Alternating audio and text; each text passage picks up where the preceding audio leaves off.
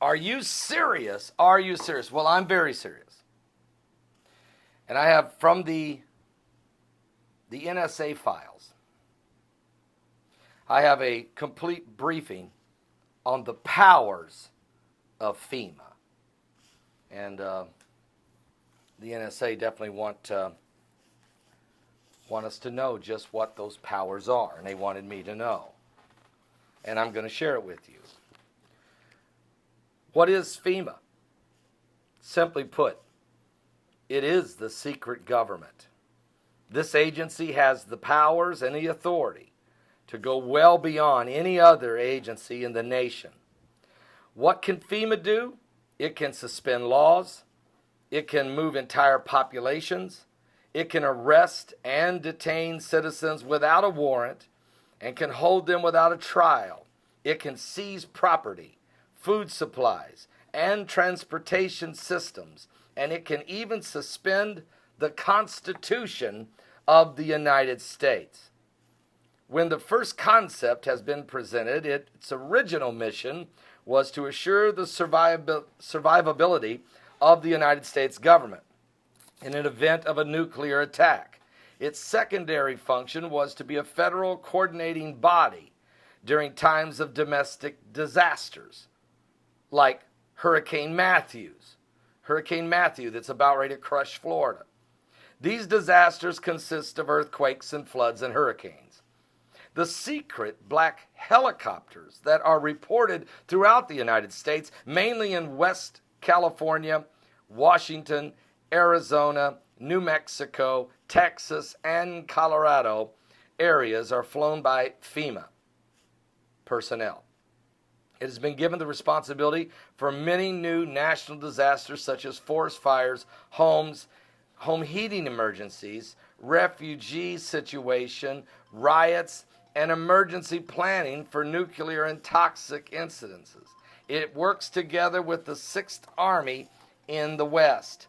A series of executive orders was used to create FEMA. It does not matter whether an EQ is constitutional or not. Excuse me, I said EQ, EO, an EO, executive order. It does not matter if it's constitutional or not. It becomes a law simply by being published in the Federal Registry. These orders go around Congress, and they're done by the President of the United States. Supposedly, there's over 800 prison camps, or FEMA camps, in the United States, all fully operational, ready to receive prisoners. They are all staffed and even surrounded by full-time guards, but they are mostly empty. These camps are to be operated by should martial law need to be implemented in the United States, and it all would take is just a presidential signature on a proclamation and the Attorney General's signature on a warrant to which a list of names is attached. You have obviously heard of the Rex 84 program, which was established on the reckoning that if a mass exodus of illegal aliens crosses the Mexican-U.S. border, they would be quickly rounded up and detained in detention centers by FEMA. Rex 84 allowed many military bases to be closed down and to be turned into prisons or FEMA camps. Operational Cable Splicer and Garden Plot are the two sub-programs which are to be implemented once the Rex 84 program is initiated for its proper purpose. Garden Plot was the program to control the population. Cable Splicer was the program for an orderly takeover of the state and local governments by federal government. I believe, folks, that the pieces and parts are in place for the beast to rise internally in the United States and then externally in the United Nations and the world. FEMA is the executive, not the enforcement, arm of a coming police state, and thus will head up all operations. The presidential executive orders already listed on the Federal Register also are part of a legal framework for this operation. Regarding the camps, it seems they all have railroad facilities. They have roads leading up to them from the detention facilities. Many also have an airport nearby. The majority of the camps can house a population of 20,000 prisoners or more. Currently, the largest of these facilities is just outside of Fairbanks, Alaska. The Alaskan facility is a massive mental health facility and can hold approximately 2 million people. Of course, it would have to be decided who qualifies to be sent to Alaska. Here's some of the executive orders that's already been signed. Executive Order 10990 allows the government to take over all modes of transportation and control of highways and seaports. Executive Order 10995 allows the government to seize and control the communication media. Executive Order 10997 allows the government to take over all electrical power grids, gas, petroleum, fuels, and minerals. Executive Order 10998 allows the government to seize all means of transportation, including personal cars, trucks, or vehicles, or any kind, and total control over all highways, seaports, and waterways. Executive Order 10999 allows the government to take over all food resources and farms. Executive Order 11,000 allows the government to mobilize civilians into work brigades under government supervision. Hello! Also, Executive Order 11001 allows the government to take over all health, education, and welfare functions.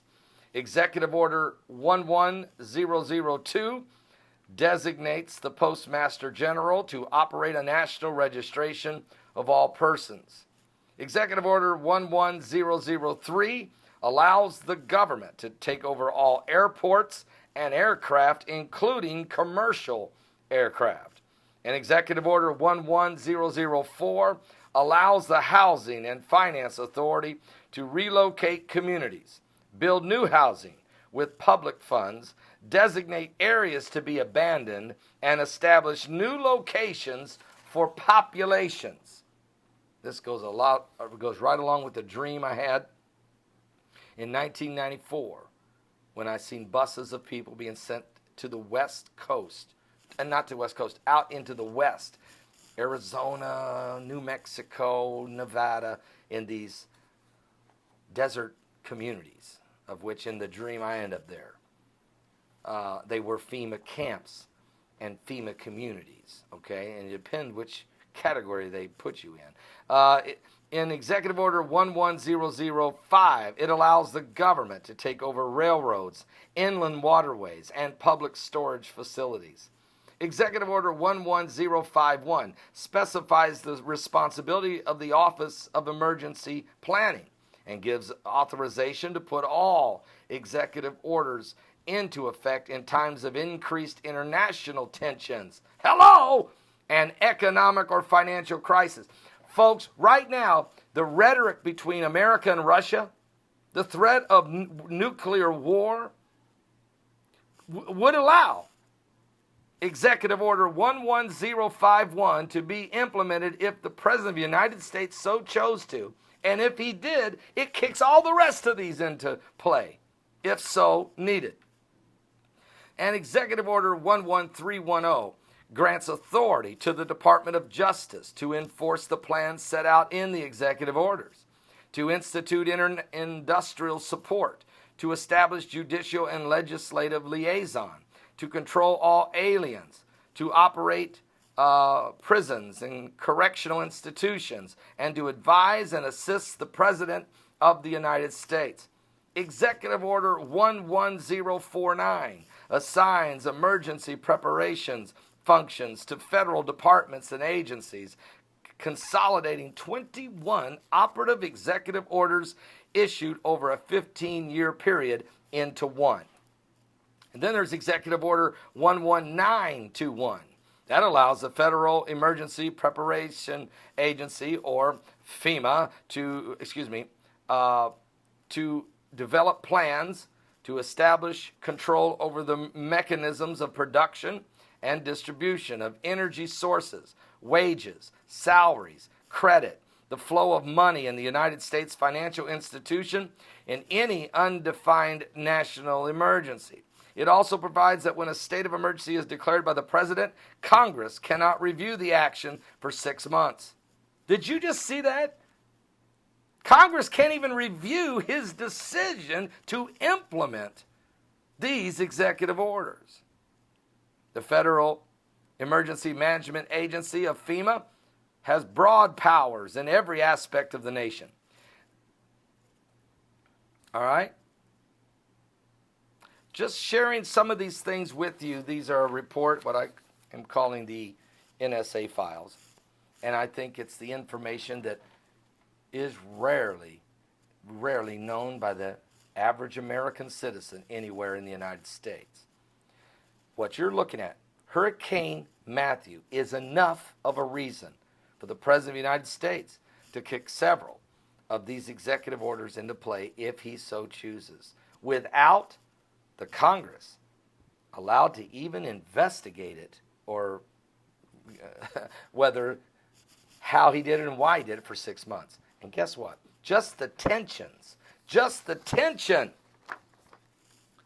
of potential nuclear war with other foreign nations gives the authority for the federal government to enact all of these executive orders. I'll read it to you again.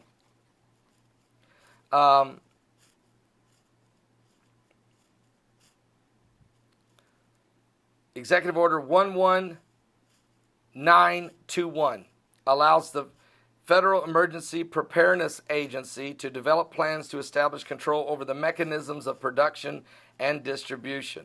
Okay? All right, I read all that one. And it cannot be reviewed. It gives all the authority to the President, cannot be reviewed by Congress. Here it is. Executive Order 11051 specifies the responsibility of the Office of Emergency Planning and gives authorization to put all executive orders into effect in times of increased international tensions, not even war, just tensions, possibility of war. Could enact the entire martial law plan here. And international tensions and economic or financial crisis. So between the rhetoric going back and forth between the United States and Russia and Hurricane Matthew, you may be just about ready for the October surprise. Give your life to Jesus Christ. We're on the brink of the beast.